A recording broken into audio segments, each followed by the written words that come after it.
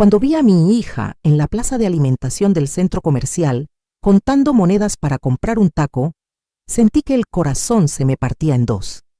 Esa muchacha a quien le habíamos comprado un auto último modelo, que vestía ropa de diseñador apenas hace unos meses, ahora estaba ahí con la ropa arrugada, el cabello sin lavar, intentando juntar suficientes pesos para comer algo.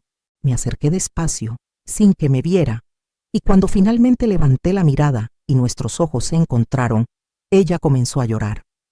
Me senté a su lado y lo único que pude preguntarle fue: ¿Dónde está el carro que tu padre y yo te compramos, mija? Lo que salió de su boca me dejó helada.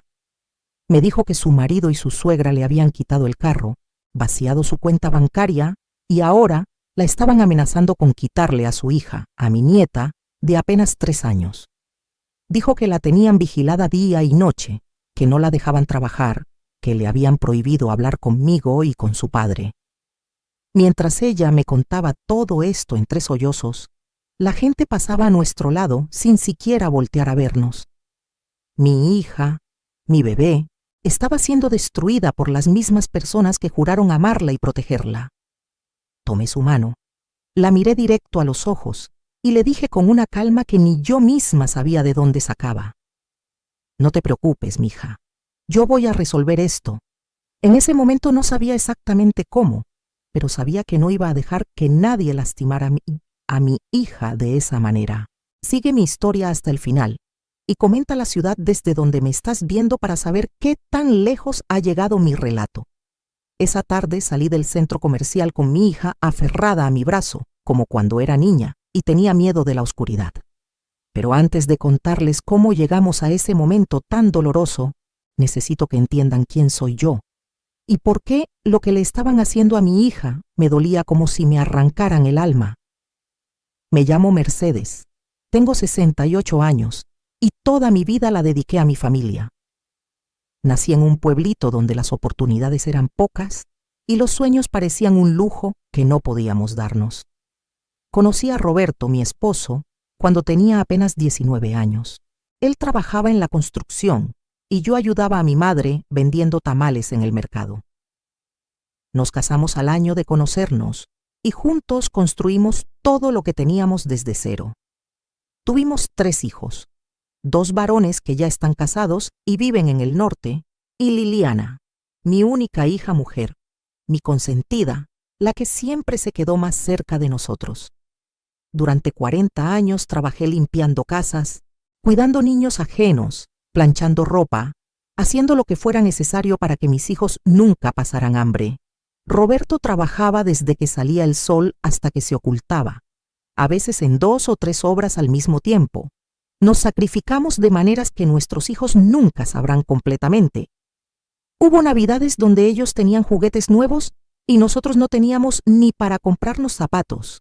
Hubo años donde comimos frijoles y tortillas todos los días para poder pagar sus colegiaturas. Nunca nos quejamos, nunca les hicimos sentir que éramos pobres. Siempre les dimos lo mejor que pudimos. Liliana era especial para mí, no porque quisiera más a ella que a sus hermanos, sino porque era la única mujer y porque siempre fue muy noble, muy cariñosa. O eso creí yo. Cuando terminó la preparatoria quería estudiar para maestra, pero conoció a Javier. Ese hombre apareció en nuestras vidas como una tormenta que no vimos venir. Al principio parecía educado, trabajador, respetuoso. Venía a nuestra casa, saludaba con respeto, ayudaba a Roberto con algunas reparaciones. Nosotros pensamos que era un buen muchacho. Qué equivocados estábamos. Se casaron cuando Liliana tenía 23 años. Yo le dije que era muy joven, que esperara un poco, que lo conociera mejor. Pero ella estaba enamorada y yo no quise ser la madre amargada que le arruina la felicidad a su hija. La boda fue sencilla, pero bonita. Nosotros pagamos todo, aunque significó quedarnos sin ahorros otra vez. No nos importó porque era la felicidad de nuestra hija. Los primeros años parecían normales. Liliana trabajaba en una escuela, Javier tenía un negocio de refacciones para autos. Tuvieron a mi nieta Sofía y yo pensé que todo iba bien. Pero comenzaron a aparecer señales que yo, tonta de mí, ignoré. Liliana empezó a visitarnos menos.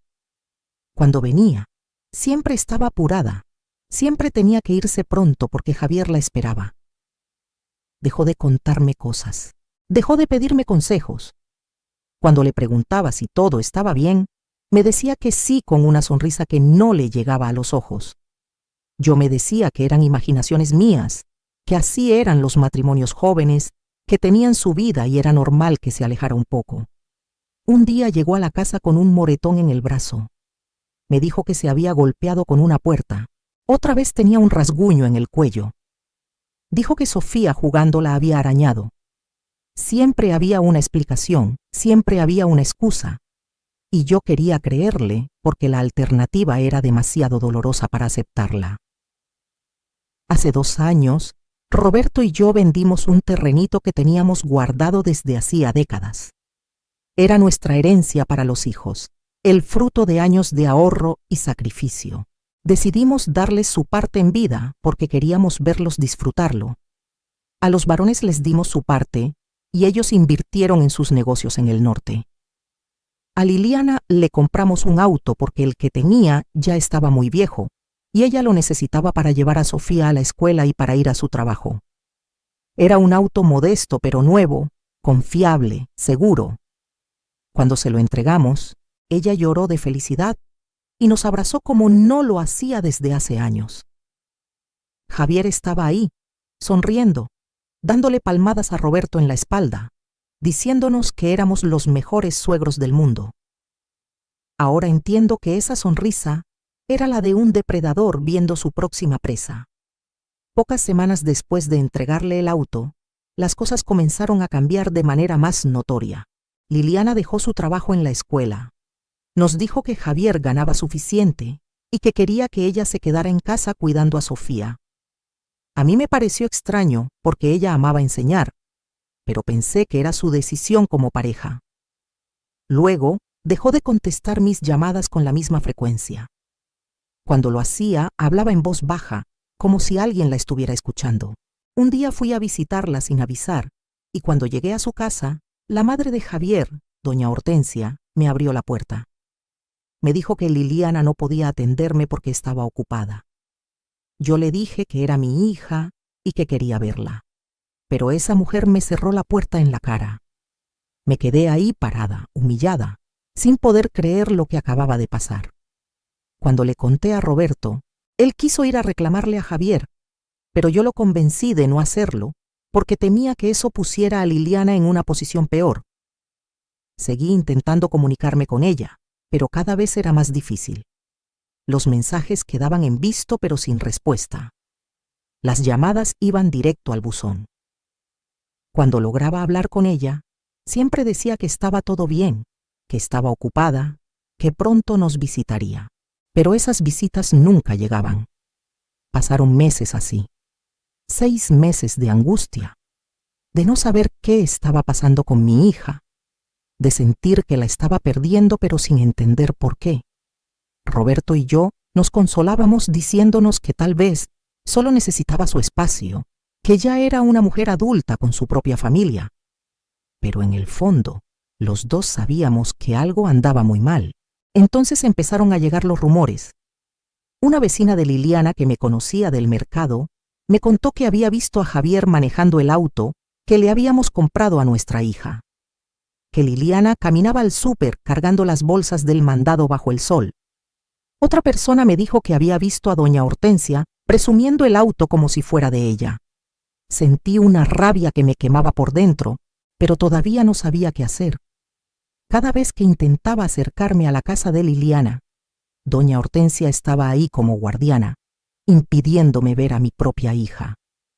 Esa mujer se había adueñado de la vida de Liliana de una manera que yo jamás imaginé posible. Comencé a investigar discretamente y lo que descubrí me revolvió el estómago. Doña Hortensia era conocida en el barrio por ser controladora y manipuladora. Su hijo Javier era su adoración ciega, su niño perfecto que nunca hacía nada malo. Ella había destruido el matrimonio anterior de Javier con sus intromisiones constantes, y ahora estaba haciendo lo mismo con mi hija. Pero esto era peor, mucho peor. Un día, la maestra de Sofía en el kinder me llamó. Yo había puesto mi número como contacto de emergencia cuando inscribieron a la niña. Me dijo que estaba preocupada, porque Sofía había llegado varias veces sin desayunar, con la misma ropa sucia del día anterior, y que Liliana se veía demacrada y asustada cuando iba a recogerla.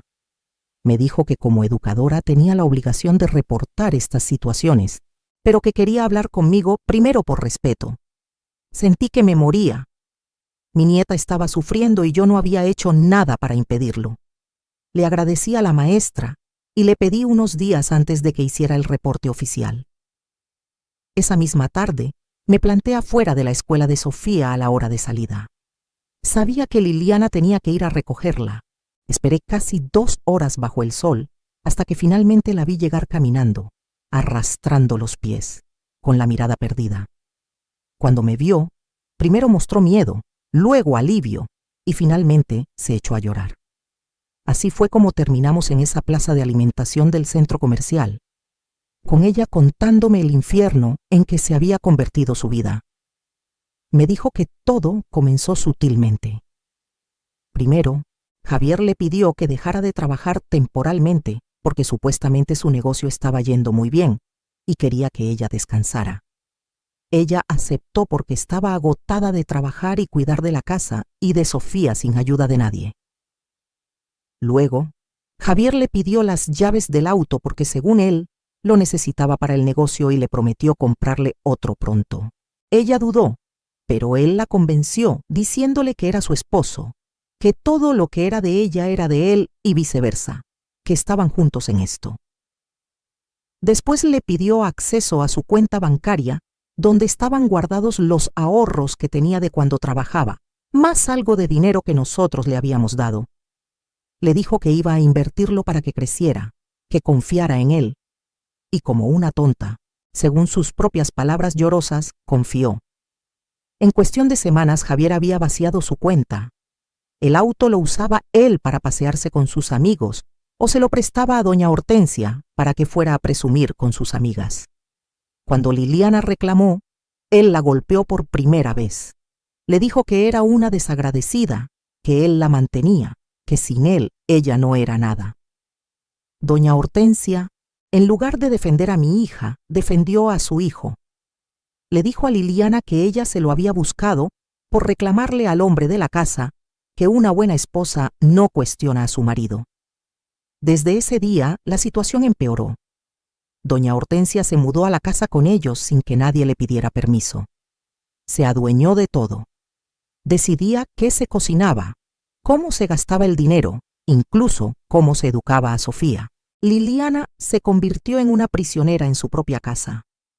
Le quitaron el teléfono con el pretexto de que estaba todo el día hablando con amigas en lugar de atender la casa. Le prohibieron salir sola. Si necesitaba ir al mercado, doña Hortensia la acompañaba vigilándola. Le daban solo lo mínimo indispensable para la comida y los gastos de la casa. Cualquier reclamo resultaba en gritos, insultos y a veces golpes. Lo peor de todo era la amenaza constante sobre Sofía. Doña Hortensia le decía todos los días que ella era una mala madre, que no sabía cuidar a la niña, que si seguía comportándose así, iban a quitarle a su hija y ella nunca la volvería a ver. Javier reforzaba estas amenazas diciendo que él tenía dinero para abogados y que ningún juez le daría la custodia a una mujer sin trabajo, sin dinero, sin nada. Mi hija estaba tan hundida en la desesperación que había empezado a creer que merecía ese trato, que efectivamente era una mala madre, una mala esposa, que no servía para nada. Escuchar esto de boca de mi propia hija, verla tan destruida, tan sin esperanza, me partió el alma, pero también encendió en mí una furia que no sabía que era capaz de sentir. Esa tarde, después de escuchar toda su historia, la llevé a un restaurante de verdad y le compré comida. Mientras ella comía con un hambre que me dolió en el alma presenciar, yo comencé a hacer llamadas. Llamé a Roberto y le conté todo. Mi esposo, que siempre ha sido un hombre tranquilo y pacífico, Juró que iba a matar a Javier con sus propias manos. Tuve que calmarlo y pedirle que confiara en mí. Luego llamé a mis 2 hijos. Ellos querían venir inmediatamente desde el norte para arreglar las cosas a su manera, pero yo también los detuve.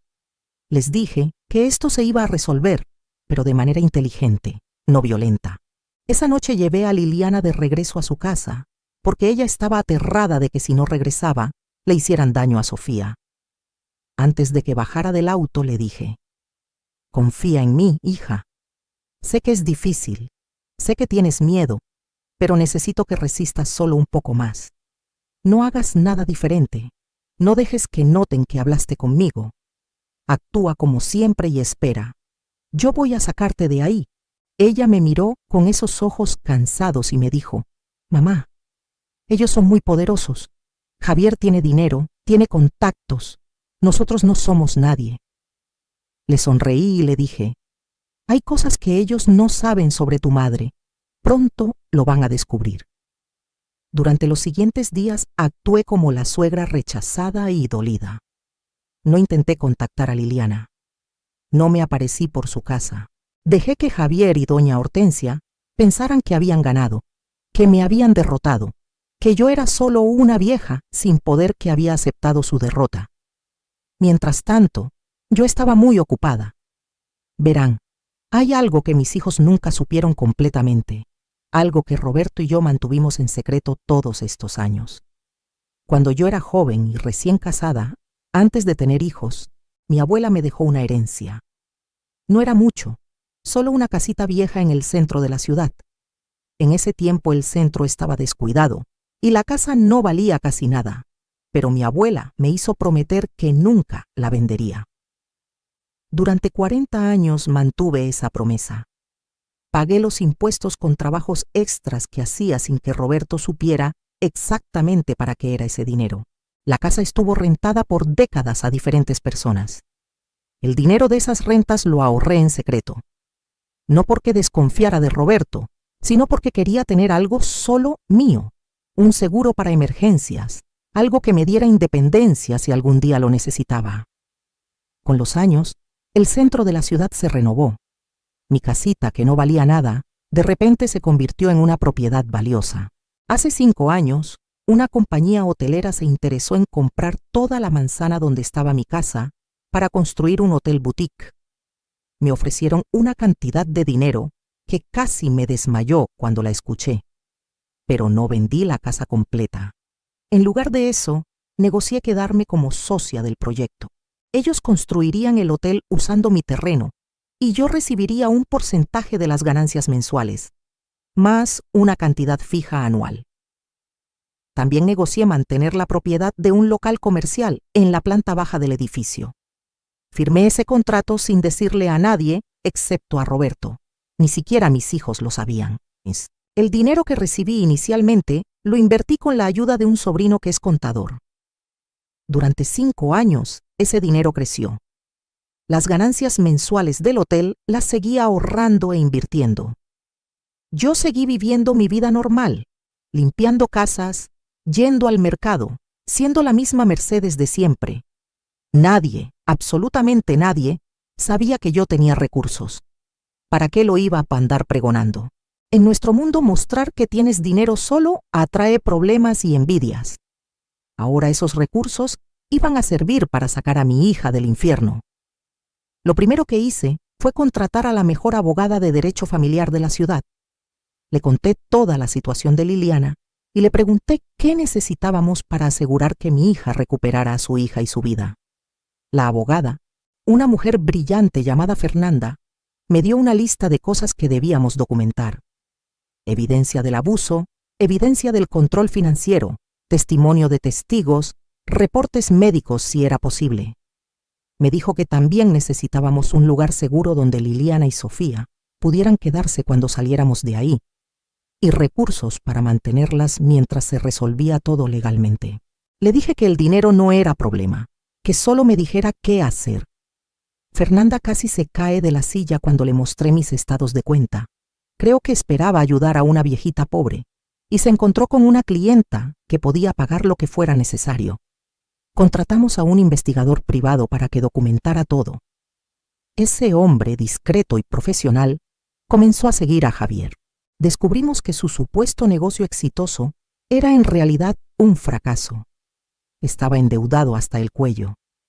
El auto que le habíamos comprado a Liliana lo había usado como garantía para un préstamo que no había pagado. Estaba a punto de perderlo. También descubrimos que Javier tenía una amante a la que le había prometido matrimonio diciéndole que estaba a punto de divorciarse. Le presumía con cosas que no eran suyas, incluyendo el auto de Liliana. Doña Hortensia, por su parte, estaba cobrando indebidamente una pensión por viudez, a pesar de que su esposo no había muerto. Solo la había abandonado hace años y se había ido a vivir a otro estado. Eso era fraude, un delito federal. Cada pieza de información que el investigador me traía era una daga más que yo guardaba para el momento correcto. Mientras tanto, contraté a un psicólogo especializado en violencia doméstica para que estuviera listo para tratar a Liliana cuando todo esto terminara. También contraté a otro abogado, especializado en derecho civil, para preparar una demanda contra Javier por apropiación indebida del auto y el dinero de Liliana. Fernanda me consiguió una orden de restricción lista para ser activada en el momento indicado. Preparé un departamento amueblado en un edificio seguro con vigilancia, las 24 horas donde Liliana y Sofía podrían quedarse el tiempo que necesitaran. Lo llené de todo lo que pudieran necesitar: ropa nueva para ambas, juguetes para Sofía, comida en la alacena y el refrigerador. Contraté a una trabajadora social para que estuviera presente durante todo el proceso y pudiera testificar sobre el bienestar de mi nieta. Cada pieza del plan se fue acomodando como un rompecabezas. Todo esto lo hice en silencio, sin que Javier, doña Hortensia o incluso Liliana supieran la magnitud de lo que estaba preparando. Pasaron 2 semanas desde aquella tarde en el centro comercial. 2 semanas en las que actué como la abuela derrotada que había aceptado no ver a su hija ni a su nieta. 2 semanas en las que Javier y doña Hortensia se sintieron victoriosos, poderosos, invencibles. No tenían idea de la tormenta que se les venía encima. Fernanda me dijo que ya teníamos suficiente evidencia y que era momento de actuar. Coordinamos todo para un jueves por la mañana. Ese día, mientras Javier estaba supuestamente en su negocio y doña Hortensia había salido a hacer unas diligencias, Fernanda, yo, el investigador privado, la trabajadora social y 2 oficiales de policía nos presentamos en la casa de Liliana. Mi hija abrió la puerta y cuando me vio con toda esa gente, sus ojos se llenaron de lágrimas, pero también de esperanza. Le dijimos que tomara a Sofía y una maleta con lo indispensable, que todo lo demás lo recuperaríamos después. En menos de 20 minutos sacamos a mi hija y a mi nieta de esa casa. Las llevamos directamente al departamento que había preparado. Liliana no podía creer lo que estaba viendo. Un lugar hermoso, seguro, lleno de luz, con todo lo que pudieran necesitar. Se tiró en el sofá a llorar, pero no teníamos tiempo para sentimentalismos todavía. Fernanda le explicó todo lo que iba a pasar en los próximos días. Le dijo que la llevaríamos con un médico para documentar cualquier lesión, que necesitábamos su testimonio detallado por escrito, que iba a ser difícil, pero que ella estaba protegida ahora. Esa misma tarde, cuando Javier regresó a su casa y descubrió que Liliana y Sofía no estaban, se volvió loco. Empezó a llamar a todo el mundo buscándolas. Llamó a mi casa y Roberto le colgó. Intentó llamar al celular de Liliana, pero ya le habíamos cambiado el número. Fue a casa de mis otros hijos, pero no los encontró, porque ya los habíamos advertido. Se presentó en mi casa gritando y amenazando. Grave error. Roberto salió con el investigador privado que había traído como respaldo y le dijeron que si no se iba inmediatamente llamarían a la policía. Javier, acostumbrado a intimidar a mi hija, pensó que podría intimidarnos a nosotros. Se equivocó. El investigador grabó todas sus amenazas. Esa evidencia fue directo a manos de Fernanda.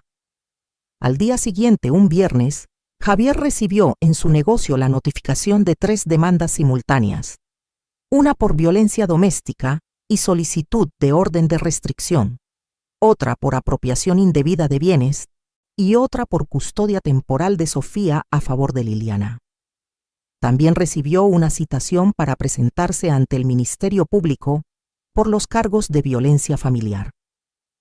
Doña Hortensia recibió su propia sorpresa, una visita de la Oficina del Seguro Social investigando el fraude de pensión. Cuando se corrió la voz en el barrio de todo lo que estaba pasando, empezaron a aparecer más testigos, vecinos que habían visto a Javier gritarle a Liliana en la calle, comerciantes que sabían que doña Hortensia andaba en el auto presumiendo que era suyo, la exesposa de Javier, la que había escapado años atrás de la misma situación, se presentó voluntariamente a declarar sobre el patrón de abuso de Javier y la manipulación de doña Hortensia. La amante de Javier, furiosa al descubrir que él nunca había planeado divorciarse realmente y que todo lo que le presumía era robado, también dio su testimonio y aportó mensajes y fotos comprometedoras. El castillo de naipes de Javier se desmoronó en cuestión de días. Su negocio, que ya estaba en quiebra, terminó de hundirse porque nadie quería hacer negocios con un hombre acusado de violencia doméstica. Los proveedores que le habían dado crédito empezaron a cobrarle. El banco ejecutó la garantía del auto de Liliana, pero Fernanda logró detener el proceso demostrando que ese auto había sido obtenido mediante coacción y engaño. El día de la audiencia preliminar fue glorioso. Javier llegó con un abogado barato que claramente no estaba preparado. Doña Hortensia llegó vestida de negro como si fuera a un funeral, con su cara de víctima bien ensayada. Liliana llegó conmigo, con Roberto, con sus hermanos que habían venido desde el norte, y con Fernanda que traía un maletín lleno de evidencia que haría temblar a cualquiera. Cuando entramos a esa sala de audiencias, Javier y doña Hortensia nos miraron con desprecio. Todavía pensaban que éramos la familia pobre y sin recursos de siempre, que esto era solo un berrinche que pronto se aplacaría. Doña Hortensia incluso tuvo el descaro de acercarse a mí y decirme en voz baja: «Mercedes, no seas ridícula. Sabes que no tienen con qué mantener este pleito. Mejor hagan las paces con Javier y devuélvanos a Liliana y a la niña». La miré directo a los ojos y le dije: «Siéntese y observe, doña Hortensia. Hoy va a aprender quién soy yo realmente». La audiencia comenzó. El abogado de Javier intentó pintar a Liliana como una esposa conflictiva que había abandonado el hogar. Fernanda lo destrozó en minutos. Presentó las fotografías que el investigador había tomado de Liliana demacrada, caminando kilómetros cargando bolsas del súper mientras Javier paseaba en su auto. Presentó los estados de cuenta, mostrando cómo él había vaciado sus ahorros. Presentó el testimonio de la maestra de Sofía sobre el descuido de la niña. Presentó los reportes médicos documentando moretones y lesiones en Liliana. Presentó las grabaciones de Javier amenazándome en mi propia casa. Presentó el testimonio de la exesposa sobre el patrón de abuso. Cada pieza de evidencia era un golpe del que Javier no podía recuperarse. Su abogado sudaba y tartamudeaba intentando objetar, pero el juez lo callaba una y otra vez. Luego vino mi turno de declarar. Fernanda me había preparado bien. Conté con voz firme y clara cómo había visto el deterioro de mi hija, cómo me habían impedido verla, cómo la encontré contando monedas para comer. Conté sobre las amenazas, sobre el control, sobre todo. Cuando terminé, vi que Javier estaba pálido. Doña Hortensia temblaba de rabia contenida. Pero lo mejor vino después. Fernanda le dijo al juez: «Su señoría, la defensa ha intentado argumentar que mi clienta no tiene medios para subsistir independientemente y que por eso debería regresar con su esposo.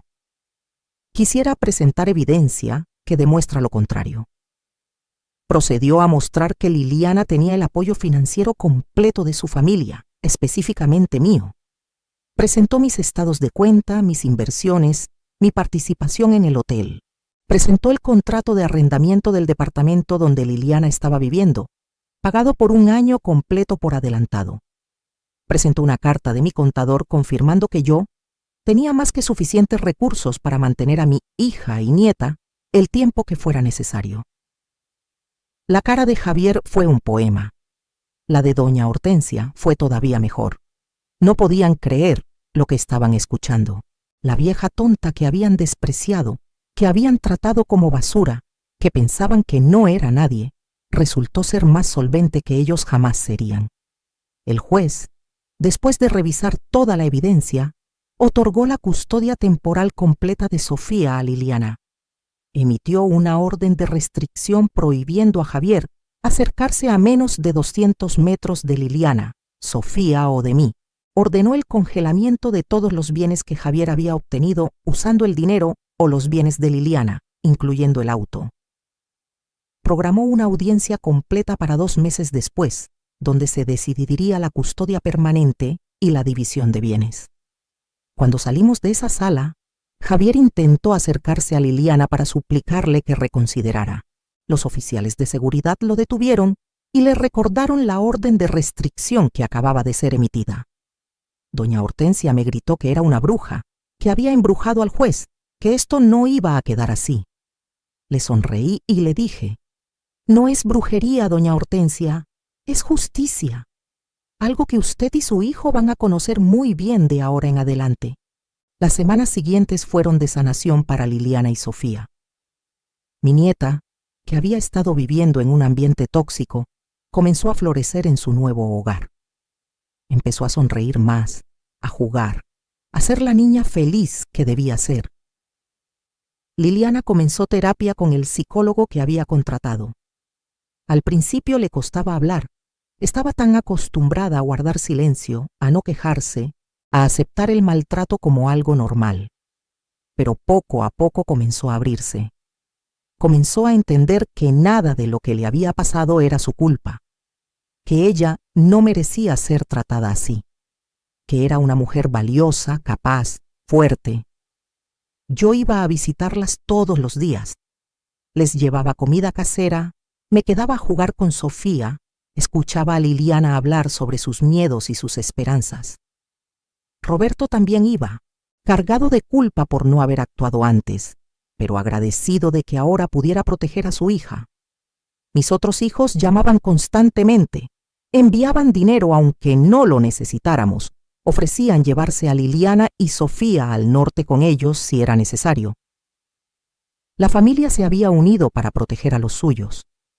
Mientras tanto, la vida de Javier se desmoronaba completamente. Su negocio quebró oficialmente. Los acreedores se quedaron con todo. Tuvo que mudarse de regreso con doña Hortensia a una casa mucho más modesta. Su amante lo dejó públicamente, exponiendo en redes sociales todas sus mentiras. Sus pocos amigos lo abandonaron cuando se corrió la voz de lo que había hecho. En el barrio ya nadie lo respetaba. Doña Hortensia enfrentó cargos por el fraude de la pensión. Tuvo que devolver todo el dinero cobrado indebidamente, más multas e intereses. Su pensión fue cancelada permanentemente. Ella, que había presumido tanto, que se había creído mejor que todos, ahora era la comidilla del barrio, señalada como corrupta y abusadora. Intentó ir a la iglesia a buscar apoyo y compasión, pero hasta el padre, que conocía a nuestra familia desde hace décadas, le dio la espalda cuando supo toda la verdad. La audiencia final llegó 2 meses después. Para entonces, Javier ya había perdido todo. Su abogado lo convenció de no pelear la custodia porque no tenía ninguna posibilidad de ganar.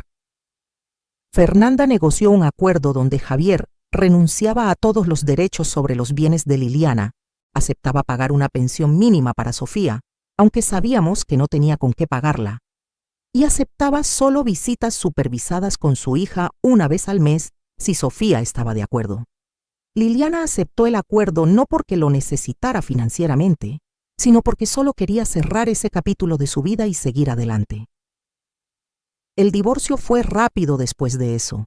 En menos de 6 meses, Liliana era oficialmente una mujer libre. Durante ese tiempo, algo hermoso sucedió. Liliana comenzó a redescubrirse a sí misma. empezó a recordar quién había sido antes de Javier, qué le gustaba, qué soñaba. Me dijo que quería volver a estudiar, que quería terminar su carrera de maestra que había abandonado. Le dije que lo hiciera, que yo cuidaría de Sofía mientras ella estaba en clases. Se inscribió en la universidad para el siguiente semestre. También comenzó a trabajar medio tiempo en una librería cerca del departamento. No porque necesitara el dinero, sino porque necesitaba recuperar su independencia, sentirse productiva, útil. La dueña de la librería, una mujer mayor muy sabia, se convirtió en su mentora y amiga. Pero yo tenía un plan más grande para mi hija. ¿Recuerdan ese local comercial que había negociado conservar cuando se construyó el hotel? Estaba vacío desde que se terminó la construcción, porque yo estaba esperando el momento correcto para usarlo. Ese momento había llegado. Una tarde llevé a Liliana a conocer el local. Ella no tenía idea de por qué la llevaba ahí. Cuando abrí la puerta y entramos a ese espacio hermoso, amplio, con grandes ventanales y luz natural, se quedó sin palabras. Le dije: «Este local es mío, hija, y quiero que sea tuyo. Quiero que aquí abras lo que tú quieras, una escuela, una librería, una cafetería, lo que tu corazón desee. Tienes el espacio, tienes mi apoyo, tienes los recursos. Ahora tienes que decidir qué quieres hacer con tu nueva vida». Liliana se echó a llorar de nuevo, pero esta vez eran lágrimas de alegría, de esperanza, de posibilidad. Durante semanas pensó qué quería hacer. Finalmente decidió abrir un centro de aprendizaje para niños, un lugar donde pudieran recibir ayuda con las tareas, talleres de arte y lectura, actividades después de la escuela. Quería crear el espacio que ella hubiera querido que existiera para Sofía. Invertí en el negocio como socia silenciosa. Contratamos maestros, compramos materiales, acondicionamos el espacio. Liliana puso toda su alma en ese proyecto. Diseñó cada detalle, entrevistó personalmente a cada maestro, seleccionó cada libro de la biblioteca. 3 meses después del divorcio, abrimos Semillitas de Esperanza. El día de la inauguración vinieron tantas personas que no cabían en el local. Familias del barrio que habían conocido a Liliana desde niña y que sabían por lo que había pasado. Antiguos alumnos de cuando ella trabajaba en la escuela. Sus hermanos vinieron desde el norte con sus familias. La comunidad completa se volcó en apoyo. Algunos trajeron plantas, otros dulces, otros simplemente su presencia y buenos deseos. Vi a mi hija ese día, radiante, sonriente, llena de vida, y apenas podía creer que era la misma mujer que había encontrado contando monedas en el centro comercial solo meses atrás. El centro fue un éxito inmediato. Las familias del barrio confiaban en Liliana. Sabían que ella entendía sus luchas, sus sacrificios. Ofrecimos becas completas para familias que no podían pagar, porque yo sabía lo que era no tener recursos para darle oportunidades a tus hijos. En el primer año atendimos a casi 100 niños. Liliana contrató a 3 maestras más y estaba planeando expandirse al segundo piso del edificio. Pero lo más importante no era el éxito del negocio. Era ver a mi hija recuperar su confianza, su fuerza, su alegría. Era ver a Sofía crecer en un ambiente sano, rodeada de amor y seguridad. Era saber que había roto el ciclo de abuso antes de que fuera demasiado tarde. Javier intentó acercarse un par de veces durante ese primer año. Una vez se apareció borracho afuera del centro de aprendizaje, gritando que quería ver a su hija. La policía llegó en minutos gracias a la orden de restricción que todavía estaba vigente. Lo arrestaron por violar la orden y pasó 3 días en la cárcel. Otra vez intentó mandarle cartas a Liliana a través de conocidos mutuos, cartas patéticas donde le pedía perdón y le rogaba que regresara, prometiendo que había cambiado. Liliana las leyó, se rió amargamente y las tiró a la basura. Ya no le tenía miedo, ya no le creía nada, ya no lo necesitaba para nada. Doña Hortensia enfermó de diabetes y presión alta, probablemente por el estrés y el coraje de haber perdido todo su poder. Nadie en la familia fue a visitarla al hospital excepto Javier. Cuando salió, intentó buscar mi compasión. Vino a mi casa con una actitud humilde que no le creí ni por un segundo. Me dijo que estaba arrepentida, que no sabía que las cosas llegarían tan lejos, que solo quería lo mejor para su hijo. Le dije: «Doña Hortensia, usted tuvo la oportunidad de ser una buena suegra, una buena abuela. Eligió ser una abusadora. Ahora viva con las consecuencias de sus decisiones. No hay perdón para quien daña deliberadamente a los más vulnerables». Nunca volvió a buscarme. Un año después de la inauguración de Semillitas de Esperanza, Liliana conoció a alguien. Un maestro de música que venía a dar talleres en el centro. Un hombre viudo con una hija un poco mayor que Sofía. Un hombre gentil, respetuoso, que la cortejó con paciencia y ternura. Al principio Liliana tenía miedo. Había jurado que nunca volvería a confiar en un hombre. Pero poco a poco, viendo cómo él trataba a los niños, cómo respetaba sus límites, cómo se ganaba la confianza de Sofía sin forzar nada, comenzó a abrir su corazón otra vez. Me lo presentó después de 6 meses de estar saliendo. Roberto y yo lo interrogamos como si fuera un criminal. El pobre hombre sudaba respondiendo nuestras preguntas, pero lo hizo con honestidad y paciencia. Nos habló de su esposa fallecida, de cómo había criado solo a su hija, de sus valores, de sus intenciones con Liliana. Al final de esa tarde, Roberto me miró y asintió. Ese hombre había pasado la prueba. No se han casado todavía.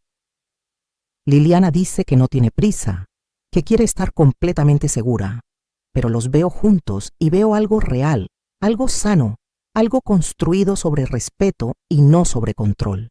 Veo a Sofía llamarlo tío y sonreírle sin miedo. Veo posibilidad de una familia reconstruida sobre bases sólidas. En cuanto a mí, finalmente les conté a todos mis hijos sobre mis propiedades y mis inversiones. Mis hijos varones se rieron y me dijeron que siempre sospecharon que yo era más astuta de lo que aparentaba. Decidí retirarme oficialmente de limpiar casas. Ya tengo 68 años y he trabajado suficiente. Ahora dedico mi tiempo a ayudar en Semillitas de Esperanza, a viajar con Roberto a lugares que siempre quisimos conocer, pero nunca pudimos, y a disfrutar a mis nietos. También tomé una decisión importante. Con el dinero que he estado ganando de mis inversiones, creé un fondo de apoyo para mujeres en situaciones de violencia doméstica. Trabajo con Fernanda y con un grupo de psicólogos para ofrecer ayuda legal y psicológica gratuita a mujeres que no tienen recursos para escapar de relaciones abusivas. Le pusimos Fondo Mercedes y ya hemos ayudado a 12 mujeres a salir de situaciones horribles, conseguir divorcios, obtener custodia de sus hijos y empezar de nuevo. Cada vez que veo a una de esas mujeres recuperar su vida, pienso en mi Liliana y me siento agradecida de haber tenido los recursos para ayudarla. Pero también me siento comprometida a ayudar a las que no tienen una madre con dinero guardado. Todas merecen una oportunidad de escapar, de rehacer sus vidas, de ser felices. Hace unas semanas fue el 2º aniversario de Semillitas de Esperanza. Hicimos una fiesta grande con todos los niños, las familias, los maestros. Había música, comida, juegos. Sofía, ahora de 5 años, estaba corriendo feliz con sus amiguitos.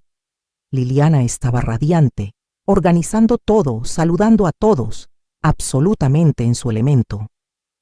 En un momento me quedé parada en una esquina solo observando la escena. Roberto se acercó y me abrazó por la espalda. Me dijo al oído: «Lo lograste, vieja. Salvaste a nuestra hija». Le respondí: «No, mi amor. Ella se salvó a sí misma. Yo solo le di las herramientas». Pero la verdad es que ambos teníamos razón. Liliana tuvo el valor de aceptar ayuda, de dejar una situación que la estaba matando, de reconstruirse a sí misma. Pero yo tuve los recursos y la determinación para darle esa oportunidad. A veces pienso en qué hubiera pasado si no hubiera guardado ese dinero todos esos años. Si hubiera vendido la casa de mi abuela cuando no valía nada, si no hubiera tenido los medios para contratar a Fernanda, al investigador, para preparar ese departamento, para abrir el centro de aprendizaje. Probablemente Liliana estaría todavía atrapada, o peor. Eso me enseñó algo importante. Las mujeres necesitamos tener nuestros propios recursos, nuestro propio dinero, nuestra propia independencia. No porque no confiemos en nuestros esposos o familias, sino porque la vida es impredecible y nunca sabes cuándo vas a necesitar salvarte a ti misma o salvar a alguien que amas. Ahora le digo esto a todas las mujeres jóvenes que conozco. Les digo que ahorren aunque sea un poquito, que tengan una cuenta que solo ellas controlen, que no dependan completamente de nadie, que se preparen para lo inesperado. Porque yo fui afortunada de tener esos recursos cuando los necesité, pero muchas mujeres no tienen esa suerte. El otro día Liliana y yo estábamos tomando café en el centro de aprendizaje después de que todos se habían ido. Me miró y me dijo: «Mamá, nunca te he preguntado esto, pero ¿cómo supiste que debías guardar ese dinero? ¿Cómo supiste que algún día lo ibas a necesitar?». Le conté sobre mi abuela, una mujer sabia que vivió en tiempos donde las mujeres no teníamos casi ningún derecho. Me contó que ella había pasado hambre en su matrimonio porque su esposo controlaba todo el dinero, que cuando él murió, ella se quedó sin nada y tuvo que depender de la caridad de sus hijos. Me hizo prometer que yo nunca estaría en esa posición, que siempre tendría algo mío, algo que nadie me pudiera quitar. Le expliqué a Liliana que por eso guardé ese dinero en secreto durante 40 años. No porque no confiara en Roberto, que es un buen hombre, sino porque quería honrar la sabiduría de mi abuela, y resultó que esa sabiduría salvó a mi hija. Liliana comenzó a llorar, me dijo: «Entonces en realidad fue la bisabuela quien me salvó. Su sabiduría viajó a través de las generaciones para protegerme. Tenía razón. Y ahora esa sabiduría viajará a otra generación más, porque Liliana ya abrió una cuenta de ahorros para Sofía. Ya le está enseñando sobre dinero, sobre independencia, sobre fuerza. Mi nieta crecerá sabiendo que las mujeres de su familia son poderosas, que no necesitan depender de nadie, que pueden salvarse a sí mismas». ¿Saben qué pasó con Javier? La última vez que supe de él, estaba trabajando como mecánico en un taller pequeño, viviendo en un cuarto rentado, solo y amargado. Su madre finalmente lo abandonó también, cansada de mantenerlo, y se fue a vivir con una prima a otro estado. Él intentó una vez más contactar a Liliana hace como 6 meses, mandándole un mensaje desde el teléfono de alguien más. Le decía que había cambiado, que estaba yendo a terapia, que quería ser parte de la vida de Sofía. Liliana me mostró el mensaje y me preguntó qué debía hacer. Le dije que la decisión era completamente suya, que yo la apoyaría en lo que decidiera. Después de pensarlo unos días, le respondió. Le dijo que si genuinamente quería ser parte de la vida de Sofía, tendría que demostrarlo con acciones, no con palabras, que tendría que ir a terapia por lo menos 1 año y traer comprobantes, que tendría que pagar consistentemente la pensión alimenticia que debía, que tendría que respetar completamente sus límites y la orden de restricción hasta que un juez la levantara oficialmente, que tendría que ganarse el derecho a ver a su hija poco a poco, empezando con visitas supervisadas. Han pasado 6 meses y Javier no ha cumplido ni una sola de esas condiciones. No ha ido a terapia, no ha pagado la pensión, no ha hecho absolutamente nada. Eso le confirmó a Liliana que él no había cambiado realmente, que solo quería volver a tener control sobre ella. Esta vez ella no cayó en sus manipulaciones. Esta vez ella es más fuerte, más sabia, más libre. Yo ya estoy más vieja, pero vivo cada día agradecida. Agradecida de haber podido ayudar a mi hija, agradecida de ver a mi nieta crecer feliz y segura, agradecida de haber roto ese ciclo de abuso, agradecida de tener los recursos para ayudar a otras mujeres a hacer lo mismo. A veces mujeres del barrio me paran en la calle para agradecerme. Mujeres que han escuchado la historia de Liliana y que les ha dado esperanza. mujeres que han usado los servicios del Fondo Mercedes para escapar de sus propias situaciones horribles. Me dicen que soy una inspiración, pero yo no me siento como una heroína. Solo soy una madre que protegió a su hija, una abuela que protegió a su nieta. Hice lo que cualquier madre haría si tuviera los medios. Y esa es la tragedia, ¿verdad? Que no todas las madres tienen los medios, que no todas las mujeres tienen una salida. Por eso sigo trabajando con el fondo, por eso sigo ayudando. Porque si yo pude salvar a mi hija, quiero ayudar a salvar a las hijas de otras madres también. Roberto me dice que me estoy volviendo una activista en mi vejez. Se ríe, pero con orgullo. Mis hijos también están orgullosos. Mis nietos me ven como un ejemplo de fuerza. Y Liliana, mi Liliana, ahora es la mujer fuerte que siempre debió ser. Dirige un negocio exitoso. Está criando a una hija maravillosa, está construyendo una nueva relación sana, está ayudando a decenas de niños en la comunidad. De haber estado contando monedas para comer, ahora ella misma está generando empleos y oportunidades para otros. La vida tiene una manera curiosa de sorprendernos. Cuando mi abuela me dejó esa casita hace más de 40 años, nunca imaginé que esa herencia terminaría salvando a mi hija de un matrimonio abusivo. Cuando guardé ese dinero durante décadas, nunca pensé que lo usaría para financiar una batalla legal contra mi yerno y su madre manipuladora. Cuando Roberto y yo criamos a nuestros hijos con tanto sacrificio, nunca imaginamos que uno de ellos necesitaría ser rescatada de su propia familia política. Pero así es la vida, impredecible, a veces cruel, pero también llena de oportunidades para la redención, para la justicia, para empezar de nuevo. Ahora, cuando veo a Liliana, veo a una sobreviviente, veo a una guerrera, veo a una mujer que cayó, pero se levantó más fuerte. Y cuando veo a Sofía, veo el futuro. Veo una niña que crecerá sabiendo que las mujeres de su familia no se dejan pisotear, que somos fuertes, que somos inteligentes, que nos cuidamos unas a otras. El otro día Sofía me preguntó: «Abuela, ¿por qué ya no vemos a mi otro papá?». Así le dice a Javier ahora, mi otro papá, porque está empezando a ver al maestro de música como una figura paterna. Le expliqué de la manera más simple que pude para una niña de 5 años. A veces las personas no saben cómo amar bien, mijita. Tu otro papá no trataba bien a tu mami. Y cuando alguien no te trata bien, aunque sea familia, está bien alejarse de esa persona para estar segura y feliz. Ella lo pensó un momento y luego dijo: como cuando alguien es malo en el recreo y la maestra lo pone en tiempo fuera. Le sonreí. Exactamente como eso, mi amor. ¿Y puede volver a jugar si se porta bien?, me preguntó. Tal vez algún día, si realmente aprende a portarse bien. Pero tiene que demostrarlo por mucho tiempo, no solo decir que cambió. Ella asintió satisfecha con la respuesta y se fue a jugar. Así de simple es para los niños.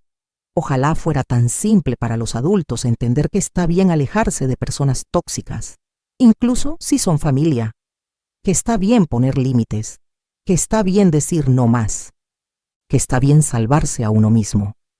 Esta historia podría haber terminado de manera muy diferente. Podría haber terminado con Liliana todavía atrapada, perdiendo a su hija, perdiendo su identidad, tal vez perdiendo su vida eventualmente.